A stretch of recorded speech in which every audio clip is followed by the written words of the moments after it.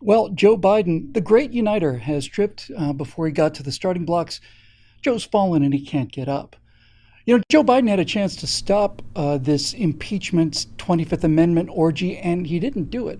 And he didn't do it because this whole call for unity and all the rest of it, and the whole I'll work to be everybody's president, was just lip service designed to placate the little people, and the little people would be you and me. Has there ever been a more petty, venal, spiteful, ignorant, ignoble, cowardly, incompetent, morally bankrupt, and just plain rotten bunch of 80-watt intellects ever in the history of America? Just think about what's going on right now in Washington. Right now, right today. Nancy Pelosi and others are willing to rip open the country in order to satisfy her personal vendetta. And all of this is not aimed at Donald Trump. It looks like it's aimed at Trump, but it's not aimed at Trump. It's aimed at you. It's aimed at the little people. You're the host organism that these people feed off of, and they don't want you getting out of line again. Now, some people go into politics for the money, and some people go in for the power, and others go in for the prestige. Most of them go in for all three. But once you're kind of firmly lodged inside the nation's gastrointestinal tract, and by that I mean the lower gastrointestinal tract, why do you think they stay? Pelosi, Newsom, Cuomo, Biden, Mitch McConnell, Hillary Clinton, why do they all stay in politics? What is it? They've got all the money in the world they could possibly ever want. What is it that and they're famous too. What do they want? Why do they stay?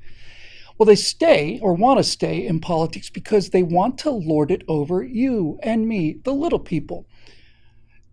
Gavin Newsom eating at the French Laundry restaurant while everybody else is locked down in the house is the reason that Gavin Newsom is in politics. Nancy Pelosi going to make a phone call, opening up a hairstylist, going in without a mask, doing what no one else is allowed to do. That's why she's in politics. How many governors did we see banning Thanksgiving on the way to their own Thanksgiving celebrations? How many governors did we see closing restaurants in their state and then having a lovely dinner indoors at a restaurant just across the state line? How can you possibly feel like a big man if you can't lord it over the little people? Now, the tragedy, I almost said irony, but it's not irony. The tragedy, of course, is that they are the little people. They are. The leaders, the elitists, our politicians, they're the little people. They're petty, vain, insecure, heartless, soulless, brainless deathbots who think they can shoot lightning from their fingertips and wander around looking for something that will scream in pain when they do it. This country's politicians are the smallest people in the country. So what do we do about that? Well, I think the answer in this most cynical of all ages, I think the only way to deal with something on this level when everybody is so cynical is that we're going to have to resort to raw idealism. Yeah, I know a lot of people are going to be laughing at that. I don't care. I'm right about this one. What people want more than anything right now, everybody, is they want something to believe in. They want to believe that there's a future. So let me ask you this question. What does the term Republican mean today, right now? If you were speaking on behalf of the Republican Party, what would you say that the Republican Party is about? What is the story of the Republican Party today? I'll give you all the time you need. Actually, you know what? I'm going to go out, get some lunch, and get the car washed and pick up my dry cleaning. And then I'll come back in a couple of hours. And maybe by then, you might have been able to sketch out a line or two about what the Republican Party represents in 2021, what it's offering the people, what's its identity, what's the brand. I know what the brand was in 1856. In 1856, a bunch of Whigs, that was a political party once, decided that they didn't want to be known as just the guys who were for less slavery. They wanted to be an anti-slavery party. And so they took the existing structure of the Whig Party, all of the committees, all of it. And they just basically said, we're done. And they started a new party called the Republican Party. And the Republican Party was founded on the idea of abolishing slavery in America, period. Now, in 1856, the Republicans nominated their first presidential candidate, which was John Fremont. He didn't win that election. It was a three-way election. He might have won it if it had been just him and the Democrat. But 4 years later, this brand new party elected a guy named Abraham Lincoln in 1860. And ever since that moment, the The vision of what the Republican Party is, the pitch, the story, has gotten fuzzier and more out of focus every single day. So, dealing with today's Republicans, who out there is making the case? Who's out there making the case for what Republican Party and conservatives believe? Who's making the case? More importantly, because this is really the same thing, who out there is making the sale? Who's convincing people that this is something that they want to vote for? I have been thinking about nothing other than this for the last 2 months now. I've been looking at history. I've been looking at how people behaved. I've been looking at the rise of empires, the fall of empires. I've been listening to what people are saying when they're not talking about politics. And I've been trying to figure out what is it that is going to win, what will actually work. And I believe that in an age of unprecedented cynicism, this is the most cynical era in American history and maybe in all of history, I believe that the answer to that kind of cynicism is not more cynicism.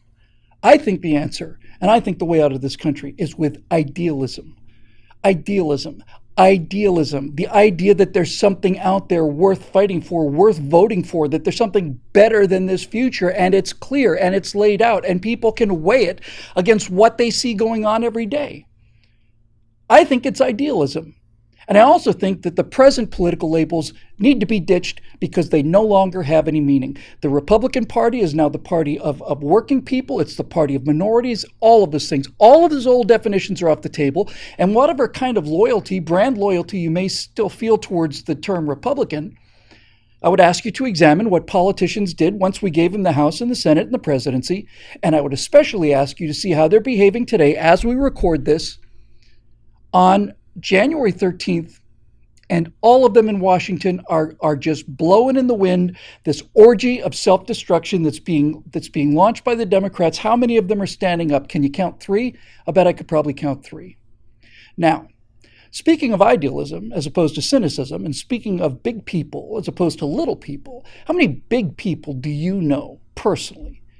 How many people do you personally know who would treat public office the way that Sheriff Robert Norris did up in Idaho? Just take a look at the show we did yesterday called The Sound of a Free Country. If you want to hear what a public servant who understands and respects the country, the Constitution, and the people sound like.